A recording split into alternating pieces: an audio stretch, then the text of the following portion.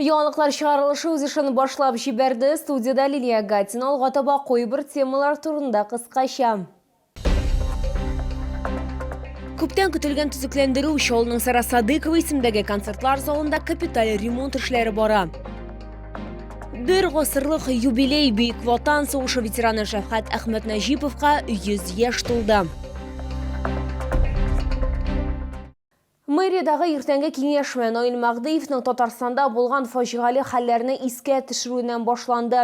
Сүз газ белән агулану, ачык люклар һәм сукбай этләрне тоту турында бара. Шәһәр мэры тагын бер тапкыр игътибар итәргә кирәк булган куркыныч мәсьәләләр турында искә төшерде. Гыйнварның 1-2 атнасында гына республикада янгыннар һәм газ белән агулану белән бәйле җитди гадәттән тыш хәлләр теркәлгән. Узган елның шул ук чоры белән чагыштырганда янгыннар саны 27%-ка арткан, һәлак булучылар саны да арткан. Шәһәр мэры 5 ел элек булган 48-20 йортындагы шартлауны да искә төшерде. Взрывы бытового газа, к сожалению, имеют место быть. Мы видим, особенно в осенне-зимний период, по многим регионам Российской Федерации.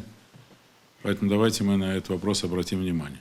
Ачык люклар тагын бер кискен тема булды. Исегезгә төшерәм, шундый гадәттән тыш хәл Менделеевскида булды. Ике укучының гәүдәсен яңа ел каникулларында санкцияләнмәгән тау янындагы коеда тапканнар. Есть сети и колодцы, которые принадлежат нашим бюджетным учреждениям. Коллеги здесь сидящие, учреждения культуры, спорта, образования. Все внимательно нужно посмотреть. В каждом учреждении есть заведующий хозяйством, так называемый завхоз. Есть инженеры по эксплуатации оборудования. Еще раз посмотрите. Мэр эш атнасы дәвамында ашыгыч тикшерү уздырырга һәм тротуарлар, майданнар һәм җәмәгать киңлекләрендә урнашкан шәһәрдәге барлык люкларны тикшерергә кушты. Тагын бер тема караучысыз калган этләр мәсьәләсе булды. Татарстанда этләрнең кешеләргә һөҗүм итү очраклары теркәлгән. Наил Мәгдиев эшне шикаятьләр буенча гына түгел, даими рәвештә алып барырга кирәклеген ассызыклады. Лилия Гатина, Тахир Бикметов, Яңалыклар. Чаллының Сара Садыкова исемендәге концертлар залында күптән көтелгән төзекләндерү эшләре бара. Бу хакта тамашачылар да, артистлар да үзләре сорады. Мэриядә аппарат киңәшмәсендә билгеле булганча, эшләрне көз башына тәмамлау планлаштырыла. Концертлар залы 1988 елда ачылган. Шуннан бирле анда бер тапкыр да капиталь ремонт үткәрелмәгән. Шәһәр мэры Наил Мәгдиев төзүчеләрне эшләрне озакка сузмаска чакырды. Это основная концертная площадка, основной концертный зал нашего города. Поэтому сильно затягивать нет необходимости, не нужно. Нужно сделать так, чтобы к началу сезона гастролей, в основном это начинается обычно сентябрь-октябрь, к началу осени эти объекты должны быть приведены в порядок и должны уже функционировать. Каршы яқпаласаға чыгу юл хәрәкәте кагыйдәләрен бозуның иң авыр очракларының берсе, ул еш кына бәрелешүләргә китерә. 2025 елда гына да республикада шундый 54 аварияда 28 кеше һәлак булган, 92се төрле дәрәҗәдәге җәрәхәтләр алган. Шәһәрнең дәүләт автоинспекциясеннән хәбәр итүләренчә, 17 гыйнвардан 31 гыйнварга кадәр республикада каршы яқпаласа профилактик чарасы стартала. Госавтоинспекция по городу Набережной Челны призывает всех водителей к строгому соблюдению правил дорожного движения, не совершать рискованных маневров на дороге, а также учитывать погодные и дорожные условия. Юл хәрәкәте кагыйдәләрен бузып каршы яқпаласага чыккан өчен 7500 сум штраф яки 4 айдан 6 айга кадәр идарә итү хокукыннан мәхрүм итү каралган. Кагыйдәне кабат бузган очракта 1 елга машина йөртү таныклыгыннан мәхрүм итәргә мөмкиннәр. Бер гасырлык юбилей бүген Бөек Ватан сугышы ветераны Шәфкать Әхмәт Нәҗиповка 100 яшь тулды. Аны юбилее белән котларга туганнары һәм якыннары гына түгел, Тукай районы башлыгы Камил Нәҗмиев та килде. Геройның туган көнен аның туган авылы Калмашта гаиләсе белән бергә билгеләп үттеләр. Фронтовикны котларга безнең төшерү төркеме дә барды.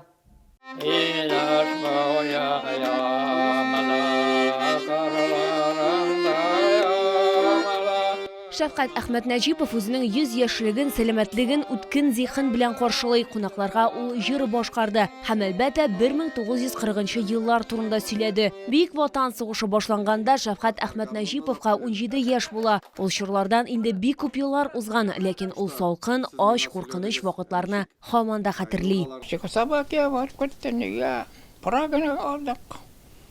Шундан соң отступайта башладылар, була суыкка китте. Ай ярымлык өйрәнүләрдән соң аларны фронтка җибәрәләр. Шавкат Ахматнажипов 252-нче укчы полкында пулеметчик булып хезмәт итә, Япония белән сугышта катнаша. 1945 елда сугышчан иптәшләре белән Уссури елгасын кичеп чыга. Туган авылына ул фронтка чакырылганнан соң 7 ел үткәч кенә кайта.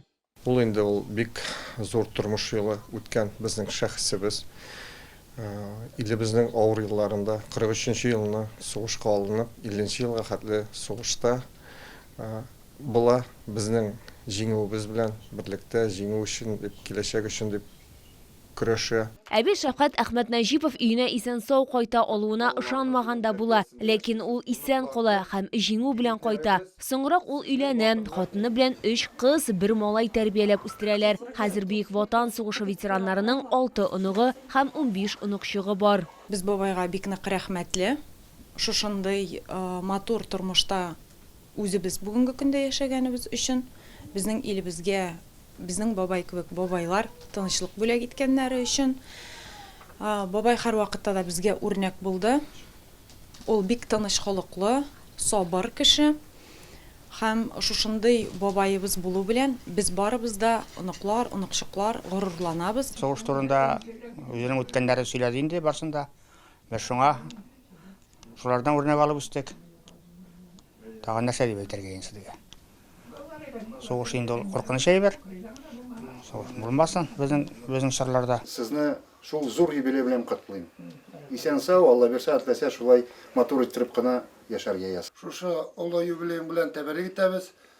Сиңа да исәнлек, саулык, семьягызда менә шулай тынычлык, бердәмлек, исән-сау яшәргә язсын. Без инде һәр вакыт менә сөйнеп киләбез сезгә килгәндә. Шундай сездән үрнәк алабыз.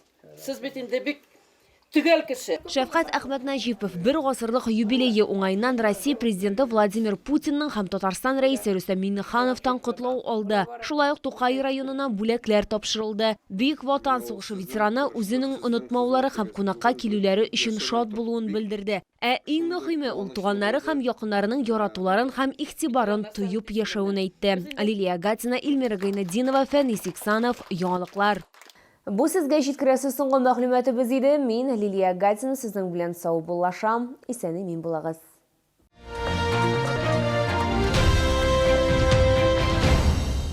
Успех в любом деле на 75% зависит от того, насколько вы умеете общаться. Так как же заговорить публично, без страха выступления, без акцента, без путаницы в мысли, поговорим на моем семинаре.